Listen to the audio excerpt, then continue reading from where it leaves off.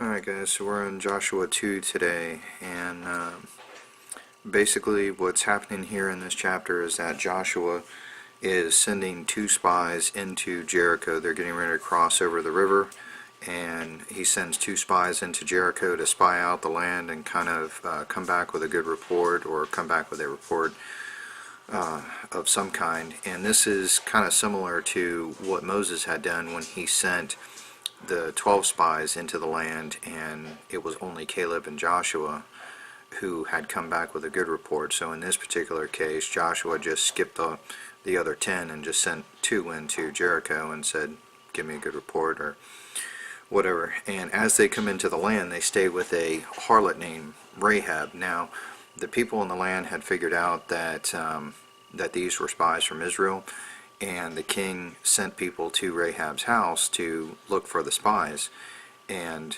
Rahab had basically taken the spies and hidden them on the roof and then helped them escape, and so on and so forth. And there's a couple things that I want to kind of point out here. Number one is loyalty. Depending on the perspective that you're looking at, Rahab can be seen as being disloyal to her people. She hid the spies.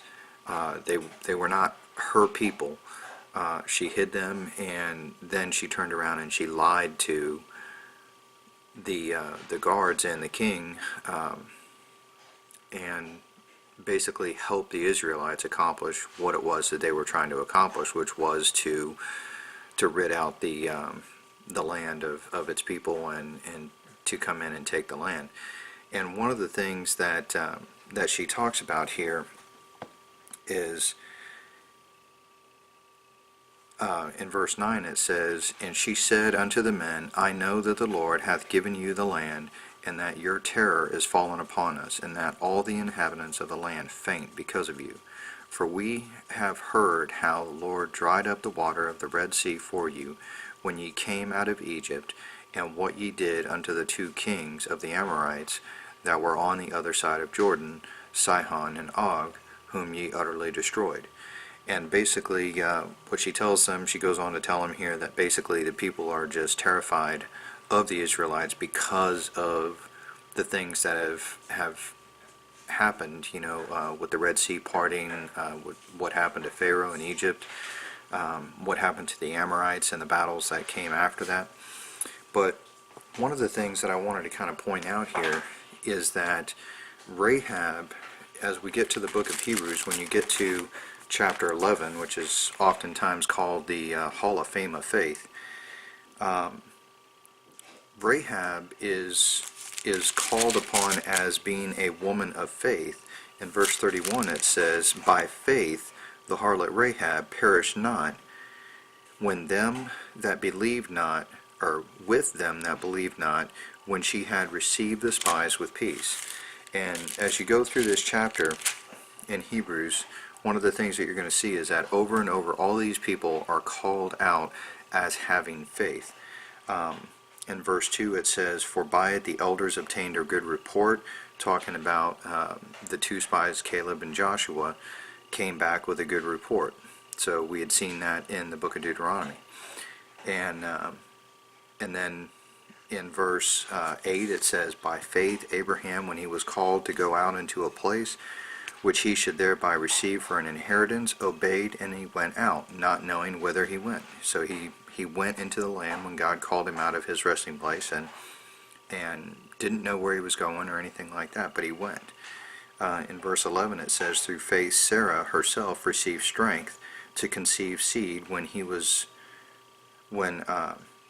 and was delivered of a child when she was past age, because she judged him faithful who had promised." So I'm just pulling out, you can see Cain and Abel, Enoch, there's Noah, there's tons of people in here that are mentioned as what their faith was. But one of the things that I wanted to kind of point out here is that Abraham is called out as having faith. And this is the same Abraham who tried to pawn his wife off as his sister, not exactly showing himself as a true pillar of faith. the same thing with Isaac. Isaac is called out as having faith, despite the fact that he too tried to pawn off Rebekah as his sister. In both cases, Abraham and Isaac did this because they feared that the king was going to kill them because their wives were really hot, kind of like mine. So, not exactly something that we would view as being evidence of faith, but one of the things that we see here in verse 1 is it defines what faith is. It says, "Now faith is the substance of things hoped for, the evidence of things not seen."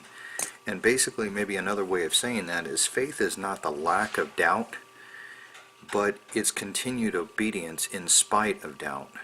And we can see that those characteristics taking place in Abraham. Though he didn't know where he was going to go, he went.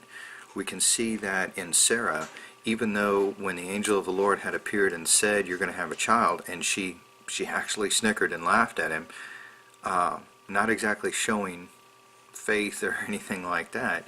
The fact of the matter is she went through with it. She went on with the process, and she continued doing it, and as a result was blessed with a child. The same thing with Rahab. Even though she had made a bargain, she had, from the perspective of her people, maybe betrayed her people, she was faithful to the Lord based on what it was that she had seen and heard of him and what his capabilities were. So she trusted that the Lord was going to take the land, and as a result, she hit up the Israeli spies, and as a result was saved from it. So we can see human characteristics of doubt and human characteristics of lying and betrayal and things like that, but that in no way negates their faith.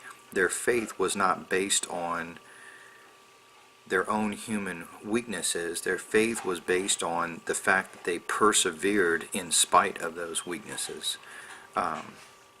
And we can see this a lot in the definition of courage.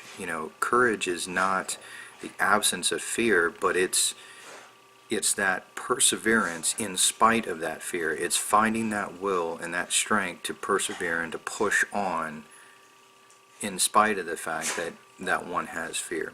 And the same thing can be said about faith. All right, like I said, faith is not the absence of doubt.